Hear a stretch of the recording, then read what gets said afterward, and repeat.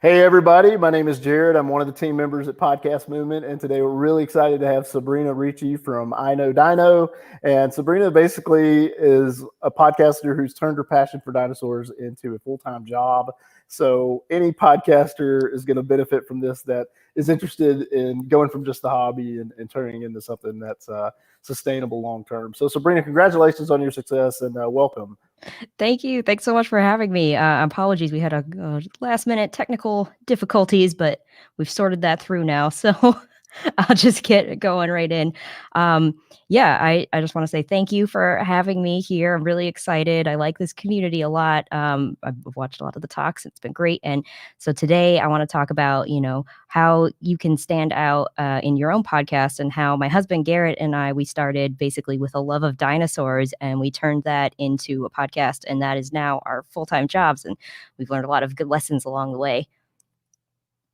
So yes, again, my name is Sabrina, and I am one half of the behind the podcast I Know Dino with my husband Garrett. We've been both of us dinosaur enthusiasts all our lives, and this photo I like to share it because you can see at the bottom what I'm holding. It's an opal, a solid opal sauropod tooth, dinosaur tooth, and this is taken in a museum in the outback in Australia, and they're known for their opalized fossils, which is really cool. Like I'm still surprised that they let me hold this because it's so valuable. But you can see we've got our podcasting equipment in the background because shortly after this photo was taken, of course, we had to interview the paleontologist there, and we've got our merchandise because we've got a number of ways that we monetize the show.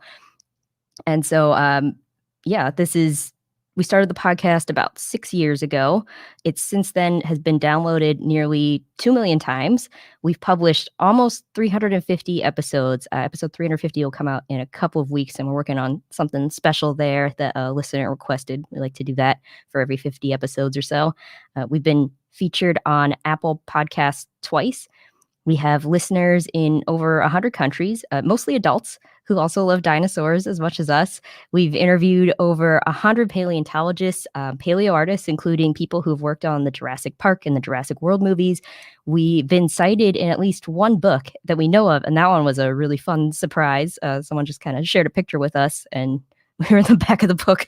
And over the years, we've built a very engaged community of fellow dinosaur enthusiasts.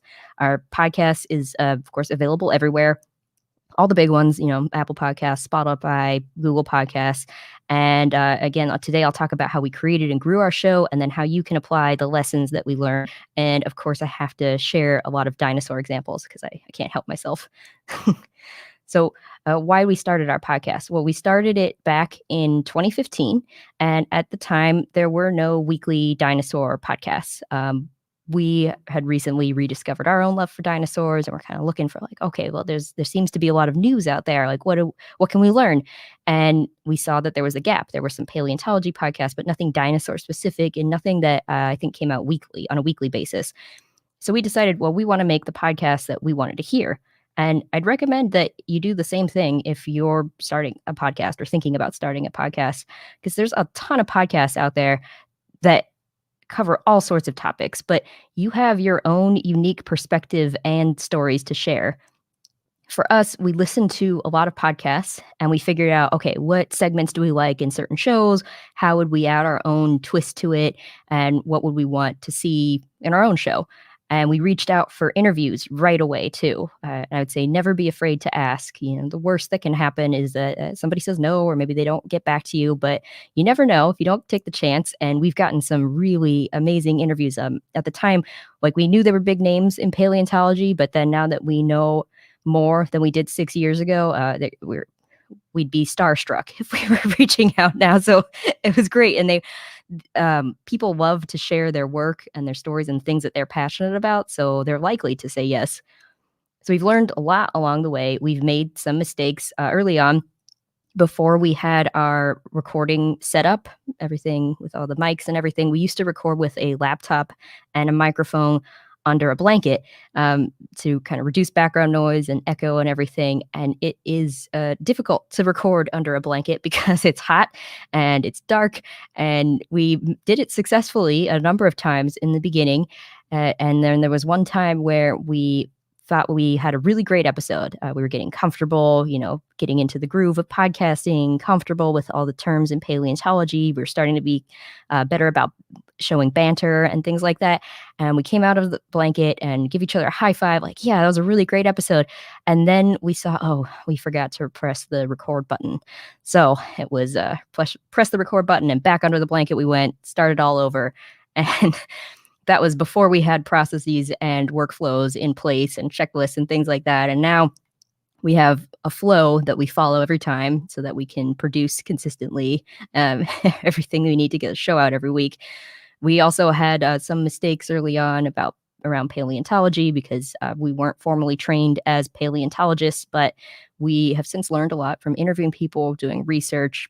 We know a lot more about dinosaurs than we first started, both from the science perspective, the science of paleontology and dinosaurs, but also from a more human perspective, like the history of how did paleontology start? How did the first paleontologists work? And there's some crazy stories from the 1800s, turns out. So our listeners and our community has really grown with us, and our podcast, I'd say, is evergreen. So even if you're a new listener, you can grow with us listening from, the first episodes to today. And people often tell us that they do binge on our show from the beginning. And then they tell us, like, we can tell you're getting more comfortable, or we see how the show has grown or evolved over the years, which is really cool. So if you are thinking of starting a podcast, make sure that you have a topic that you're passionate about, and that's something you enjoy talking about all the time, because you will be doing that. Garrett and I, we find ourselves talking about dinosaurs even when we're not recording. We just have a lot of fun with it. And for your topic, whatever it ends up being, you're likely going to do a lot of research about it. You'll probably be interviewing people, and you'll just be telling people about it. It'll come up in conversation from time to time. And listeners like to hear hosts who are excited about what they do, because they can hear it in your voice. Like, we all know podcasting is a pretty intimate medium. Like, you're in somebody's ear. And so people want to hear that passion and that excitement when you talk about the topic that they're listening to. You might also be already an expert in your field, and then you want to share your knowledge with others. Podcasting is a really great way to meet new people and hear about their stories and their expertise as well, especially if you're doing interviews. There are some challenges to podcasting. Building a platform does take some time. For us, we do a weekly cadence where we publish a new episode every Wednesday. And that means that we have to do the research and recording and editing, publishing. We try to do as many interviews as possible every week, and that takes some prep work as well, especially with the scheduling it around and things like that. And then, of course, promoting the show once it's out. But our starting point is consistency. It's very key. We've had listeners, sometimes we publish every Wednesday, but sometimes we publish a few hours later in the day than we normally would. And that's because we'll be covering a scientific paper that has been embargoed until a very specific time. And we've had listeners reach out to us and be like, hey, when's the new episode coming out? I noticed it's a little bit late. And we're like, it's still coming out today. It's just a couple hours later than usual. But yeah, overall, always on Wednesdays for us. So consistency is very key. It builds that trust with your listeners. And that is pretty much how you stand out as a podcaster. Is you build a community, you build with your listeners around your show. And the people in your community, they're the ones who are going to give you feedback on your show. They're the ones who will tell your friends and their family to listen to your show. And word of mouth of marketing is very powerful. Your listeners in your community, they're the ones who are going to be willing to support you too, monetarily. So I recommend that you start small and then build from there. A big part of that is having a high quality show that you produce consistently too, whether you decide to do daily or weekly, bi-weekly, monthly, whatever it is, stick to your schedule. And that will lead listeners to spread the word about your show. And there's a lot of power in word of mouth marketing. So yeah, be consistent, produce that high quality show. The way we started I Know Dino in our community is it was about our community of dinosaur enthusiasts from the beginning. We always kept them in mind. We would respond to listener questions. We talked to a lot of paleontologists. We would ask them topics that we knew that our community specifically was interested in, and it helped that we were interested too. And I'd recommend that you focus on your community from the start. figure out, who are your listeners, or if you haven't started yet, who are your ideal listeners? What is it that they want to hear? And then deliver on what they want. Are there specific topics or questions that they want answered? Are there people that they would want to hear interviewed? You can reach out and see if they'll come on your show. A lot of times they'll probably say yes. So when it comes to growing a community, we found over the years 4 keys to doing it, from lessons learned. And I'll start with focus, which I already mentioned. You want to give your community also the content that they want or request. As we grew for I Know Dino, we expanded and we responded to more listener requests. So we started with answering questions, and then we expanded it to incorporate like news items that people shared with us. We also made sure that we had people on our show who had compelling stories to share, and we wanted to share stories that we knew our listeners wanted to hear. So again, we've talked to paleontologists, paleo artists, people who worked on Jurassic Park and Jurassic World, but we've also talked to writers and even dinosaur dancers. So all kinds of people in the dinosaur community who've worked with dinosaurs in some way. We've gotten a lot of great feedback, and our community, our listeners, grew steadily. And based on the feedback that we've gotten, we have made changes to the show, and we've incorporated more segments featuring things that our listeners told us. Sometimes that means that they ended up answering questions that we asked on our show. 'Cause usually it's the other way around. So, for example, there was one time where we were talking about this news item. There was a dinosaur that was found sitting on top of a nest with at least 24 eggs, which seems like a lot of eggs for one dinosaur. And on the show, we were wondering, how did so many eggs end up in one nest? And we got a bunch of listener feedback right after we published the episode. And we learned that this is common behavior with some modern birds. On our show, we talk a lot about how birds are descended from dinosaurs. So there's a lot of bird talk too. And chickens and woodpeckers, for example, have all been observed with multiple parents sharing a single nest. So we learned a lot from our community. It goes kind of both ways. So if you're starting a podcast, you can also answer listener questions or talk about maybe news items that listeners share with you via email or social media or however you want to connect with them. There are some podcasts too that encourage listeners to call and leave voicemails, and then they'll add their voicemails to different segments of the show. So however you want to do it. As you grow your listenership, you can check in and see how you're doing with listener surveys. This is an example of one of our surveys. You can create it. We did it in Google Forms, and then we used Bitly to make a shorter URL so it'd be easy to remember, because when you're repeating it in the show, you want people to be able to remember after they're done listening to the episode. In the survey, you can ask all kinds of questions. Maybe it's about new segments that you're considering adding. Would people be interested?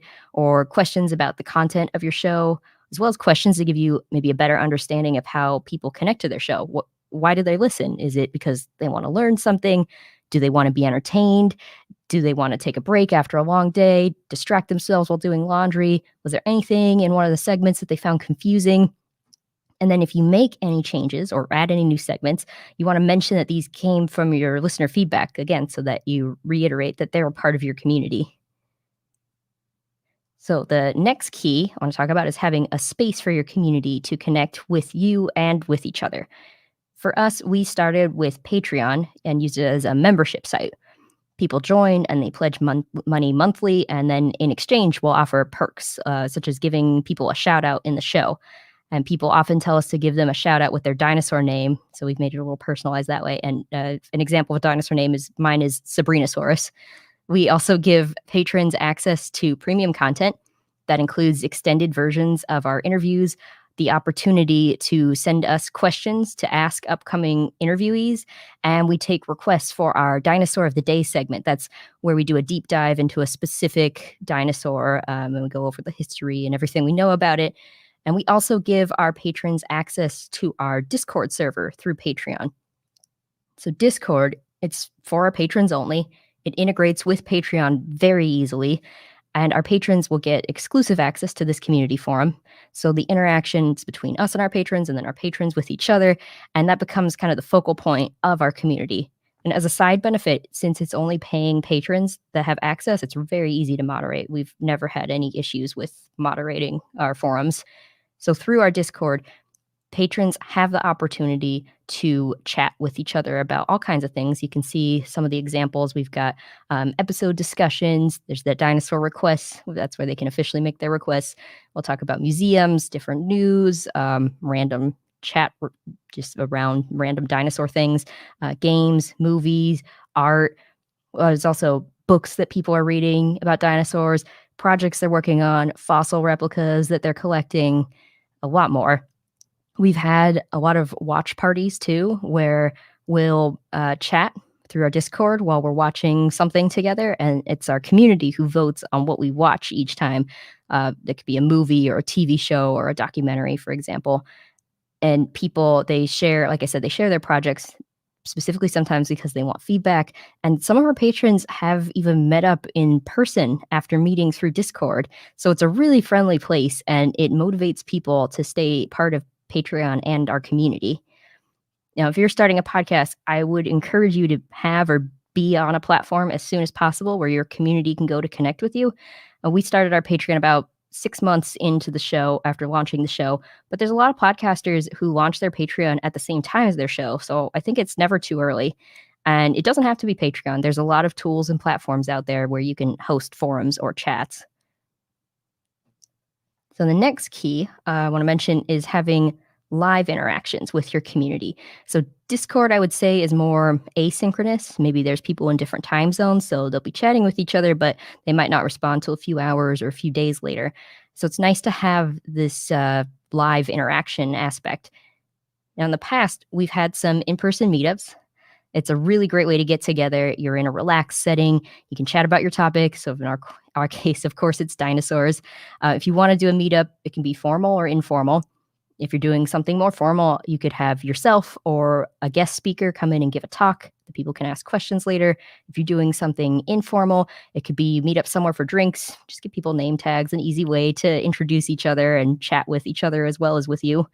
This picture is from our first meetup that we had in person, and it happened when we took advantage of having a lot of our listeners and dinosaur enthusiasts who were in the same city for one of the big dinosaur conferences of the year. So it was really easy for us to set up. After a day of talks and there was a free evening, we decided, let's all just meet at this one spot, like right outside the conference area. And then we could chat about what we learned throughout the day. And of course, a lot of dinosaur talk. So you can find where your listeners are, or maybe where they will be. Maybe there's existing events or places, and you can kind of tie in a meetup to that. Now, in the last year, we've done more videos and live streams, and there's a lot of options when it comes to live streams. One that works really great for us is live Q&As. So this is an example with Terry and Tara. They're a couple who made a documentary that we watched at one of our watch parties. And after we finished watching their documentary, we did this live Q&A, and our community submitted questions for about an hour. And people loved hearing more about the film that we had just watched and being able to talk to the creators themselves and get some really specific questions. There's a lot of things you can do with live streams. Some other ideas could be behind the scenes segments or sharing your expertise or doing a brief tutorial. You can even live stream yourself playing a game if the game's related to your podcast topic. And we've done this a few times with dinosaur video games where we'll be live streaming, playing the game, and then while there's certain dinosaurs on the screen, we'll talk about, different things we know about the dinosaur or the scientific accuracy or something like that. It's very similar to how we talk about dinosaurs on the show.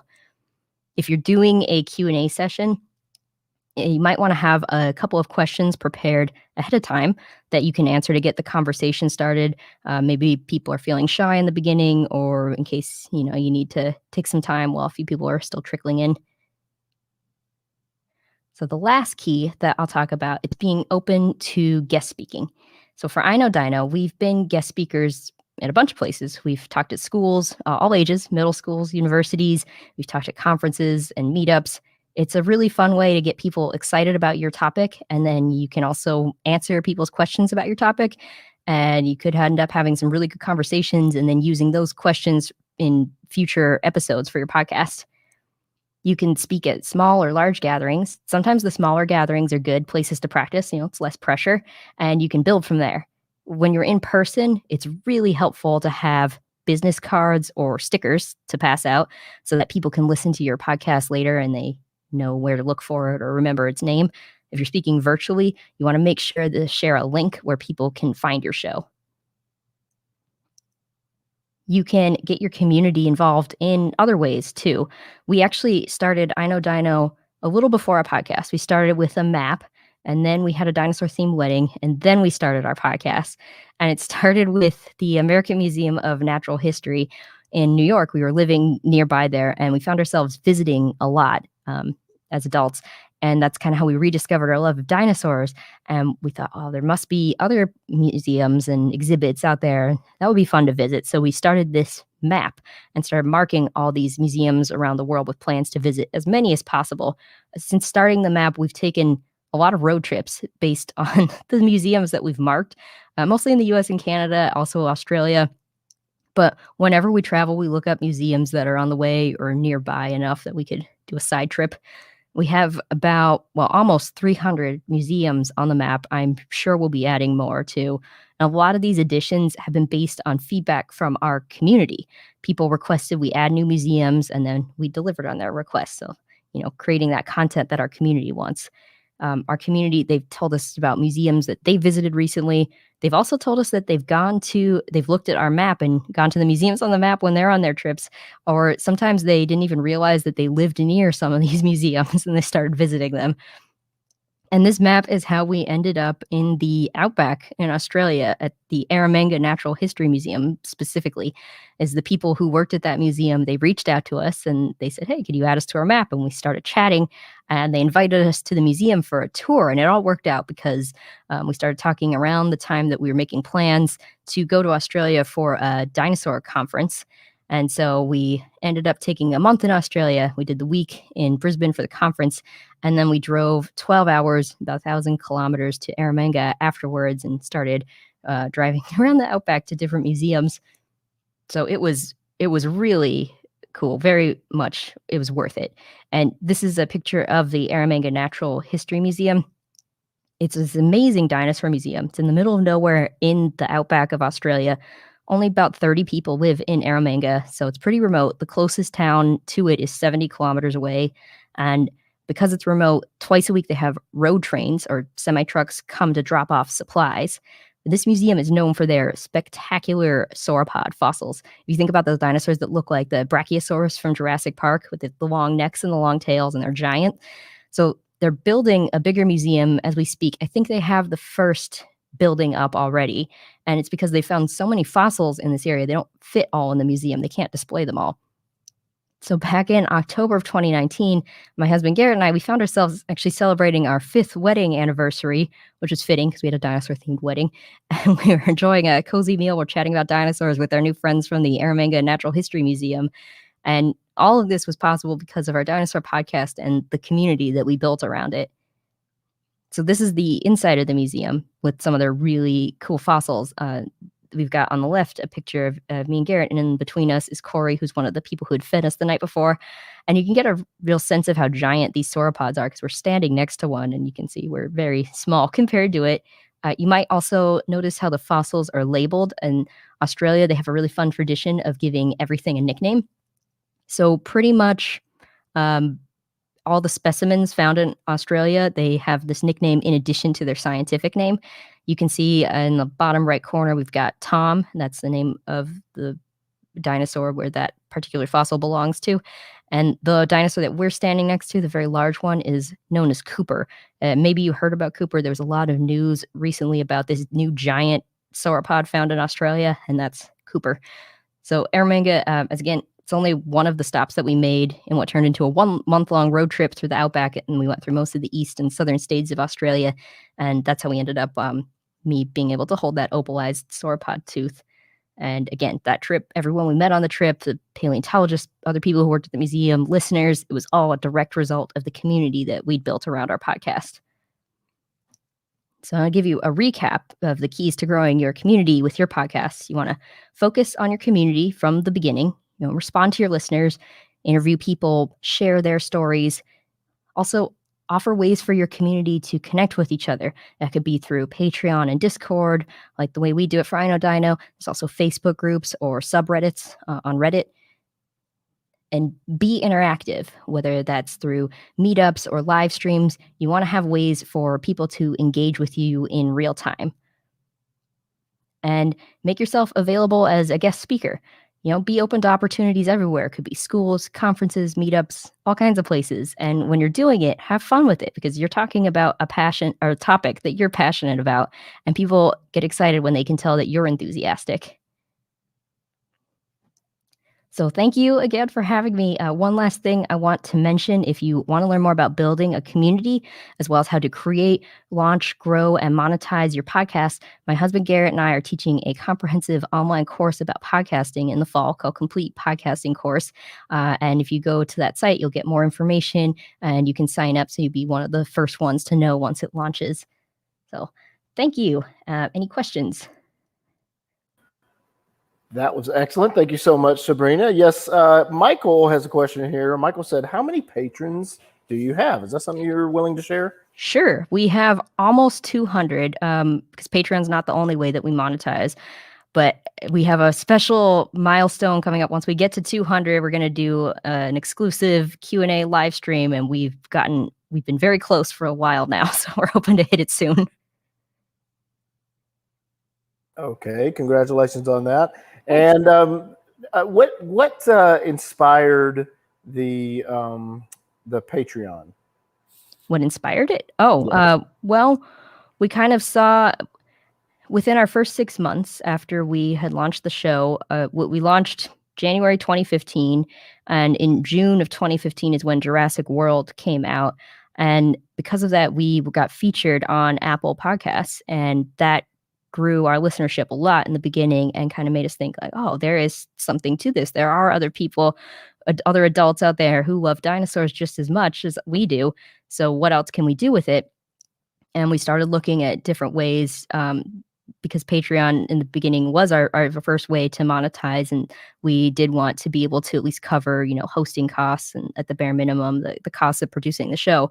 So we decided to launch it, and we took our time to look at other people's pages and figure out the kind of perks. And there's a lot of fun things you can do with it. And we like experimenting. So it's kind of a mix of all those things is why we decided to launch Patreon.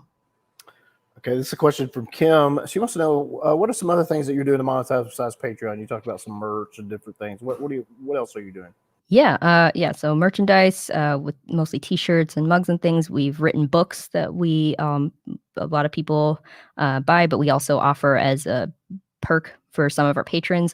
And we do advertising. That was something, it took us a little while longer to figure out how we wanted to do that, but we do dynamic advertising through a bunch of different platforms now. Those are the main ways. And are you able to share what platforms you're using for the dynamic ads?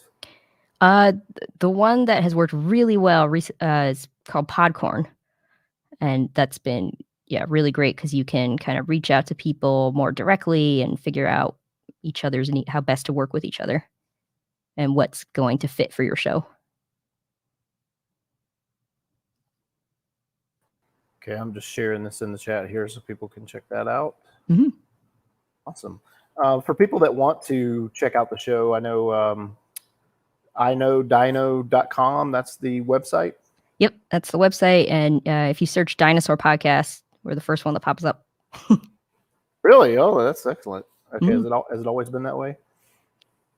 Yes, at least, because we started checking early on. That's good. I love that. That's a great story. Okay, so we got iknowdino.com. You also have, what was the website for the class if people want to check that out? CompletePodcastingCourse.com. CompletePodcastingCourse.com. And what does that entail? So that's, it's going to be 8 modules that get you from creating your show, figuring out refining your topic and nailing down your ideal listener, to launching, and then how to best grow it, and then ways that you can monetize your show when you're ready. Excellent. And then we mentioned iknowdino.com, but if people want to connect on social media, what's a good place to go for that? Oh, we're everywhere. We're everywhere at I Know Dino. It's what is that? Facebook, Twitter, Instagram, TikTok, Pinterest. Yep, all the places. Okay. And Kim had another follow-up question. She says, how long did it take you before this was your full-time job? This became my full-time job this year, so about 6 years for me, and a couple years, or so maybe 3 or 4 years in, I can't remember exactly. My husband started working on this full time. Um, but yeah, for both of us to be full time, it was over 6 years. Okay, and you shared some really good tips in the presentation today. But if you were to summarize and say for that person that's been going for a little while now, and that maybe they need a little encouragement, what do you say to that person who's wanting to eventually be where you are in the sense of doing it full time, but they're just not quite there yet? Yeah, it's just don't lose hope. It takes time. Consistency is a huge part of it. It's just like keep producing that content. Make sure that you're still enjoying what you do too, because that affects, listeners will be able to tell if you like what you're doing, and also it's much easier to keep going if you're enjoying what you're doing. And I'm curious, how was your family responding when you said, "Okay, I'm leaving my job and I'm just going to do a podcast full time"? Did they? Uh, What was their Skeptical. perspective I on would that? say they're not as big of dinosaur enthusiasts as we are, but they've come to appreciate it now. And I think almost every conversation we have, we manage to weave in some kind of dinosaur fact. Well, and you have several years of validation of different things that have kind of pulled you to be able to get to this point. So, Hmm. and you shared a lot of that, which is tremendous, and congratulations on that. Thank you. Well, Sabrina, we're going to go ahead and let this be for now. We really appreciate you sharing your wonderful story. Congratulations to you and your husband, Garrett. And I hope that people will go to I Know Dino and check it out if they want to see the course that's coming up soon. That's completepodcastingcourse.com. And then you're all over social. And of course, they should listen to the show if they like dinosaurs. And maybe they should listen if they're just trying to get creative ideas for their own ideas, for their own show. So, Yeah. so we always like to close out with final thoughts. So, Sabrina, do you have any final thoughts for us? Ooh, just if you're starting, or if you haven't launched yet or you're thinking about launching, just really take the time to figure out the topic that you want. Like make sure this is something that you enjoy talking about and learning about. And yeah, just do like putting a lot of time into. But it's a lot of fun, I promise. Maybe it feels slow in the beginning, but it's worth it, especially when you start hearing from people how much they like what you put out there. Well said. Congratulations again to you and Garrett, and look forward to hopefully having you back and getting more updates as you continue to grow and continue to do big things. And for everyone else, we hope that you'll keep sticking with that passion and learning and adjusting as you need to adjust. And hopefully, we'll see some of you at Podcast Movement in Nashville next month. And if not, we'll hopefully see you online in the Podcast Movement community. Okay. Thank you again, Sabrina. We appreciate it. All right. Thank you.